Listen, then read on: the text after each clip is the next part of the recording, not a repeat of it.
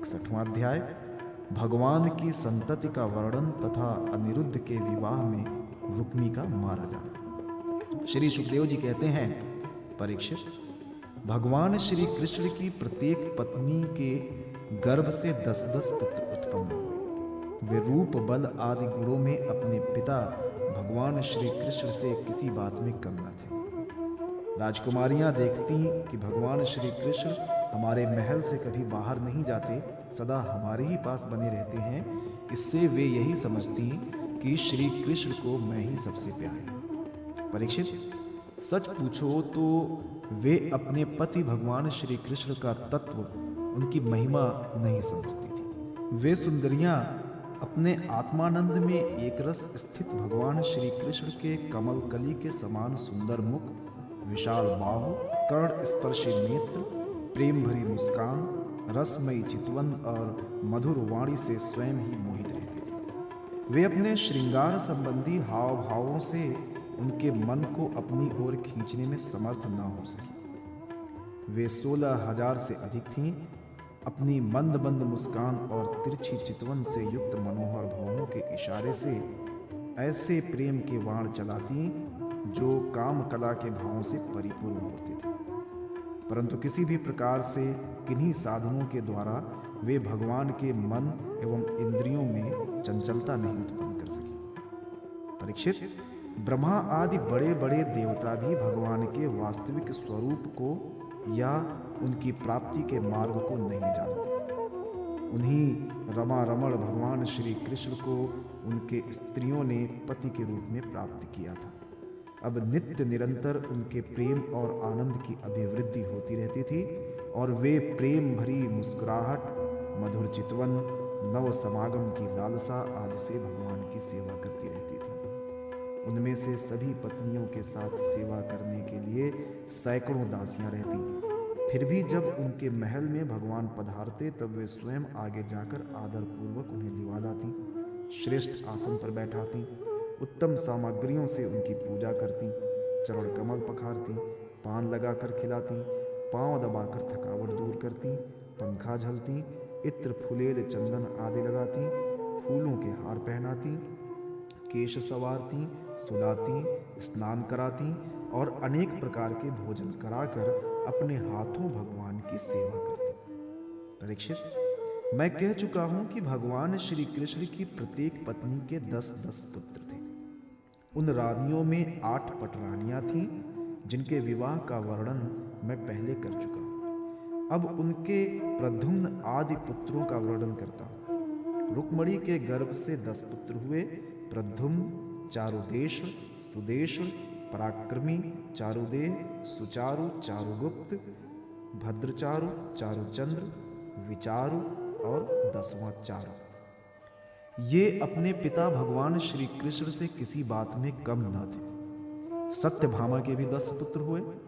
भानु, सुभानु, स्वर्भानु, प्रभानु, भानुमान, चंद्रभानु, बृहद्भानु, अतिभानु, श्रीभानु और प्रतिभानु। जाम्बवती के भी सांब आदि 10 पुत्र हुए। सांब, सुमित्र, पुरुजित, शतजित, सहस्त्रजित, विजय, चित्रकेतु, वासुमान, द्रविड़ और क्रतु, ये सब श्री कृष्ण को बहुत प्यारे थे।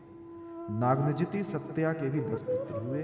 वीर, चंद्र, अश्वसेन, चित्रगु, वेगवान, वृष, आम, शंकु, वसु और परम तेजस्वी कुंती। कालिंदी के 10 पुत्र थे।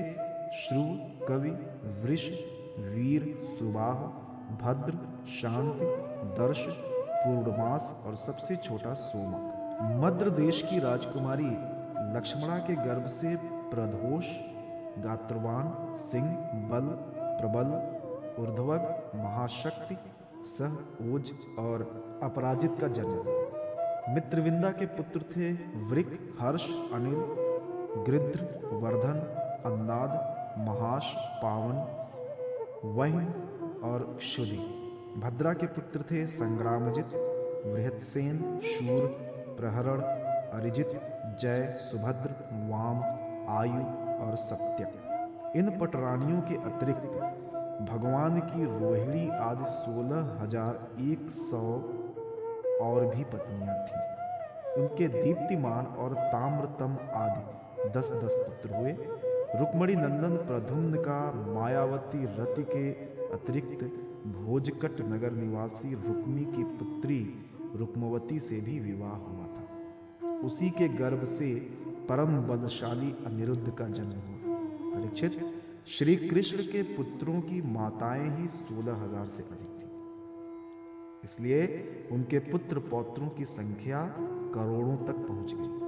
राजा परीक्षित ने पूछा, परम ज्ञानी मुनीश्वर भगवान श्री कृष्ण ने रणभूमि में रुक्मी का बड़ा तिरस्कार किया था, इसलिए वो सदा इस बात की घात में रहता था कि अवसर मिलते ही श्री कृष्ण से उसका बदला लूं और उनका काम तमाम कर डालूं।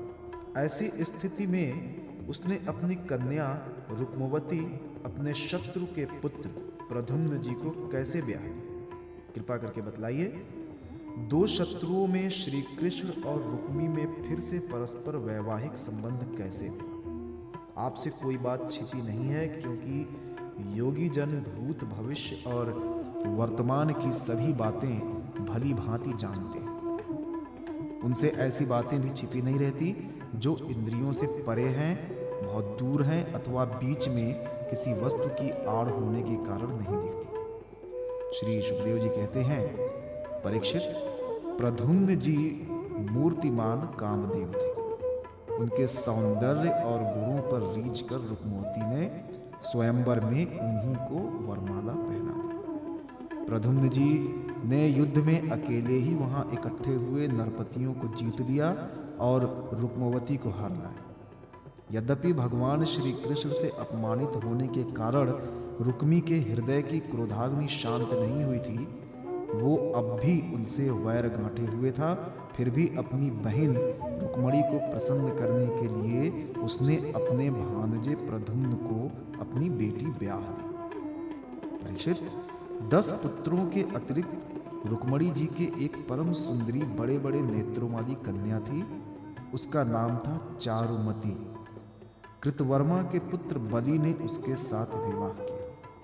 परीक्षित, रुक्मी का भगवान श्री कृष्ण के साथ पुराना वैर था, फिर भी अपनी बहन रुक्मणी को प्रसन्न करने के लिए उसने अपनी पौत्री रोचना का विवाह रुक्मणी के पौत्र अपने नाती दौहित्र अनिरुद्ध के साथ कर दिया।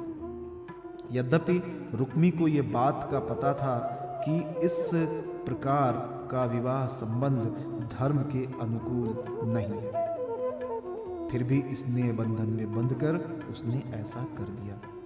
परीक्षित, अनिरुद्ध के विवाहोत्सव में सम्मिलित होने के लिए भगवान श्री कृष्ण, बलराम जी, रुक्मणी जी, प्रद्युम्न, सांब आदि द्वारकावासी भोजकट नगर में पधारे। जब विवाहोत्सव निर्विघ्न समाप्त हो गया, तब कलिंग नरेश आदि घमंडी नरपतियों ने रुक्मी से कहा कि तुम बलराम जी को पासों के खेल में जीत लो। राजन, बलराम जी को पासे डालने तो आते नहीं, परंतु उन्हें खेलने का बहुत बड़ा व्यसन है। उन लोगों के बहकाने से रुक्मी ने बलराम जी को बुलवाया और वो उनके साथ चौसर खेलने लगा। बलराम जी ने पहले 100 फिर 1000 और इसके बाद 10,000 मुहरों का दांव लगाया। उसे रुक्मी ने जीत लिया। रुक्मी की जीत होने पर कलिंग नरेश दांत दिखा दिखाकर ठहाका मारकर बलराम जी की हंसी उड़ाने लगा। बलराम जी से वो हंसी सहन नहीं हुई, वे कुछ चिढ़ गए। इसके बाद रुक्मी ने 1,00,000 मुहरों का दांव लगाया। उसे बलराम जी ने जीत लिया, परंतु रुक्मी धूर्तता से ये कहने लगा कि मैंने जीता। इस पर श्री बलराम जी क्रोध से तिलमिला उठे। उनके हृदय में इतना क्षोभ हुआ मानो पूर्णिमा के दिन समुद्र में ज्वार आ गया। उनके नेत्र एक तो स्वभाव से ही लाल लाल थे, दूसरे अत्यंत क्रोध के मारे वे और भी दहक उठे। अब उन्होंने 10 करोड़ मुहरों का दांव रखा। इस बार भी धुत नियम के अनुसार बलराम जी की ही जीत हुई, परंतु रुक्मी ने छल करके कहा, मेरी जीत है, इस विषय में विशेषज्ञ कलिंग नरेश आदि सभासद इसका निर्णय कर दें। उस समय आकाशवाणी ने कहा, यदि धर्म पूर्वक कहा जाए तो बलराम जी ने ही ये दांव जीता है। रुक्मी का ये कहना सरासर झूठ है कि उसने जीता। एक तो रुक्मी के सिर पर मौत सवार थी और दूसरे उसके साथी दुष्ट राजाओं ने भी उसे उभाड़ रखा था। इससे उसने आकाशवाणी पर कोई ध्यान न दिया और बलराम जी की हंसी उड़ाते हुए कहा, बलराम जी, आखिर आप लोग वन वन भटकने वाले ग्वाले ही तो ठहरे। आप पासा खेलना क्या जाने? पासों और वाड़ों से तो केवल राजा लोग ही खेला करते हैं, आप जैसे नहीं। रुक्मी के इस प्रकार आक्षेप और राजाओं के उपहास करने पर बलराम जी क्रोध से आग बबूला हो उठे। उन्होंने एक मुदगर उठाया और उस मांगलिक सभा में ही रुक्मी को मार डाला। पहले कलिंग नरेश दांत दिखा दिखाकर हंसता था, अब रंग में भंग देखकर वहां से भागा, परंतु बलराम जी ने 10 ही कदम पर उसे पकड़ लिया और क्रोध से उसके दांत तोड़ डाले। बलराम जी ने अपने मुदगर की चोट से दूसरे राजाओं की भी बांह, जांघ और सिर आदि तोड़ फोड़ डाले। वे खून से लथपथ और भयभीत होकर वहां से भागते गए। परीक्षित, भगवान श्री कृष्ण ने ये सोचकर कि बलराम जी का समर्थन करने से रुक्मिणी जी अप्रसन्न होंगी और रुक्मी के वध को बुरा बतलाने से बलराम जी रुष्ट होंगे, अपने साले रुक्मी की मृत्यु पर भला बुरा कुछ भी न कहा। इसके बाद अनिरुद्ध जी का विवाह और शत्रु का वध दोनों प्रयोजन सिद्ध हो जाने पर भगवान के आश्रित बलराम जी आदि यदुवंशी नव विवाहिता दुल्हन रोचना के साथ अनिरुद्ध जी को श्रेष्ठ रथ पर चढ़ाकर भोजकट नगर से द्वारिकापुरी